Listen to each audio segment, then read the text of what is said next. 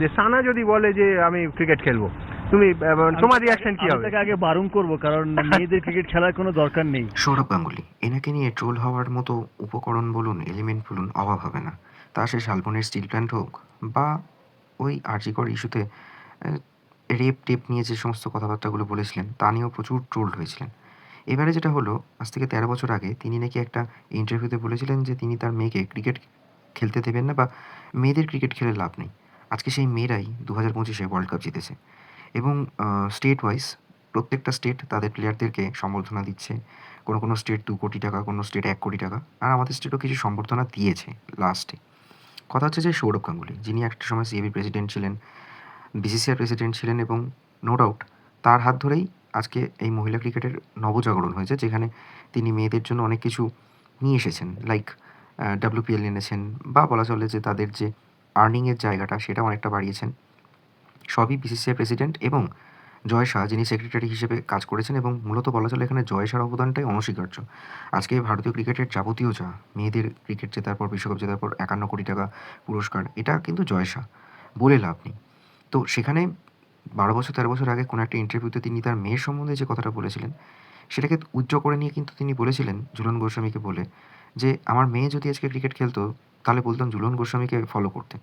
ঝুলন গোস্বামীকে সামনে রেখে একটা বায়োপিক চাকদা এক্সপ্রেস পর্যন্ত হয়েছে, যেটা অনুষ্কা শর্মা করেছে। তো ওয়েস্ট বেঙ্গল গভর্নমেন্ট এই রিচা ঘোষ, যিনি ভারতীয় দলের এখন উইকেট কিপার, শিলিগুড়িতে থাকেন, নর্থ বেঙ্গলের মেয়ে, তাকে 34 লাখ টাকা প্রাইজ মানি এবং তার সাথে সোনার একটা ব্যাট আর বল এবং অবভিয়াসলি একটা পুলিশের চাকরির প্রস্তাব দিয়েছে। অন্যান্য স্টেট 1 কোটি, 1.5 কোটি, 2.5 কোটি, 2 কোটি 25 লাখ, মানে এর চেয়ে অনেক বেশি অ্যামাউন্ট দিয়েছে। কিন্তু আমাদের ওয়েস্ট বেঙ্গল গভর্নমেন্ট, গরিবের সরকার, যারা মূলত পুজোতে অনেক টাকা খরচা করে, দান ধ্যান করে, যারা অনেক রকম এই পাড়ায় পাড়ায় সমাধানের নাম করে অনেক হাজার কোটি টাকা খরচ করে, তারা একটা মেয়ে, পশ্চিমবাংলার একটা মেয়ে, যে ভারতের ওয়ার্ল্ড কাপ জেতাতে একটা সামনে থেকে কৃতিত্ব, একটা আহ, ভালো রকম অবদান দিয়ে রেখেছে, তাকে 34 রান করার জন্য 34 লাখ টাকা দিয়েছে। আমার বলতে কোথাও দ্বিধা নেই, আজকে যদি 50 রান করতো 50 লাখ, আর যদি 10 রান করতো তাহলে হয়তো 10 লাখ, এরকমই একটা ট্রোলও উঠছে সোশ্যাল মিডিয়াতে। মানে কি বলবো, আমার আর কিছু বলার নেই। কিন্তু সেই আবার বলেছিল আমি এখন সানা যদি থাকতো আমি সানাকে বলতাম ঝুলনের মতন ক্রিকেটার হোক, ঝুলনের মতন ক্রিকেট খেলো, সেটাও বলেছে সে।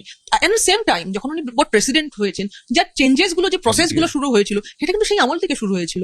WPL তার মধ্যে সব থেকে বড় উল্লেখযোগ্য, test cricket, equal pay, domestic ক্রিকেটের স্ট্রাকচার বানানো, একদম সৌরভ গাঙ্গুলি তখন, জয় শাহ, দুজনেই তখন একজন প্রেসিডেন্ট একজন সেক্রেটারি। আর সব থেকে কঠিন সময় ছিল কোভিড এসছে, কোনো কি হবে না হবে, তার মধ্যে উইমেন্স ক্রিকেটকেও কিন্তু কখনো ভাবতে রাখিনি। IPL এর আগে WPL এ যে আমরা একটা 3টে করে ম্যাচ খেলতাম, 3টে টিম করে, সেই টিমকে কোয়ারেন্টাইন করে চার্টার প্লেনে নিয়ে গিয়ে দুবাইতে আলাদা করে টুর্নামেন্টটা করেছে, সেটাও করেছে। এইগুলো ছিল সব রিহার্সাল। ইনফ্যাক্ট এখানে বলে রাখা ভালো যে আমাদের ওয়েস্ট বেঙ্গলের একজন মহিলা মুখ্যমন্ত্রী হয়ে তিনি যখন বর্ধমান মেডিকেল কলেজে একটা ইস্যু হয়েছিল, তখন তিনি বলেছিলেন যে মেয়েদের রাত 12টার পর বাইরে বেরোনোই উচিত না, আর সেই মেয়েরাই রাত 1টার সময় ওয়ার্ল্ড কাপ জিতছে। তো সেই মেয়েদেরকে সামনে রেখে এটা বোঝা উচিত যে উমেন এম্পাওয়ারমেন্ট কোন পর্যায়ে পৌঁছেছে, যে আজকে শেফালি শর্মা হোক বা আরও যারা যারা খেলছে, হারমানপ্রীত কৌর হোক, এরা কিন্তু বুঝিয়েছে যে মেয়েরা কোনো অংশে পিছিয়ে নেই। এবং প্রথম ভারতীয় দল যারা মহিলা বিশ্বকাপ জিতলো, 2017-তে ফাইনাল খেলেছে ঠিকই, কিন্তু তারপর যে তারা ওয়ার্ল্ড কাপ জিততে পারবে এতটাও কেউ ভাবেনি, কেন লিগ স্টেজে অনেকগুলো ম্যাচই তারা পিছিয়ে পড়েছিল। ফাইনালি সেমিফাইনাল যাওয়া এবং তারপর ম্যাচ জিতিয়ে বেরিয়ে করা, ওয়ার্ল্ড কাপের মতো আসরে দেশের হয়ে দেশের মাটিতে ম্যাচ জেতা, এটা মুখের কথা নয়। এবং এর জন্য ঠিকই যে প্রিপারেশন অনেক দূর করতে হয় তাদেরকে, যে এই ভিড়ভাড়টার মধ্যে খেলা, সেই ক্রাউড ম্যানেজমেন্ট, সেই ক্রাউডের প্রেশারকে নিয়ে ম্যাচ জেতা। এবং এটাও মানছি যে প্রত্যেকটা ম্যাচে লোকও হয়েছে, বছর অডিয়েন্সও হয়েছে, ক্রাউড প্রচুর হয়েছে। তো এটা মানতেই হবে যে আজকে ভারতীয় ক্রিকেট শুধু পুরুষদের জন্য নয়, মহিলারাও অনেক দূর এগিয়েছে, এবং থ্যাঙ্কস টু BCCI। আমরা যখন খেলেছি অর্ধেক সময় না, বেশিরভাগ সময় 90% ম্যাচই আমরা ফাঁকা মাঠে খেলেছি। আমরা এরকম বড় মাঠে যখন খেলেছি এত হইচইয়ের মধ্যে আমরা হারিয়ে যেতাম, কিন্তু এখানে সেটা হয়নি, কারণ WPL চেঞ্জ করে দিয়েছে। WPL লাস্ট 3 বছর ধরে প্রত্যেকটা ম্যাচে লোক এসছে, খেলা দেখেছে, এনজয় করেছে, মেয়েরা জানতে শিখেছে এইরকম একটা সিচুয়েশনে কিভাবে নার্ভ কন্ট্রোল করতে হয়।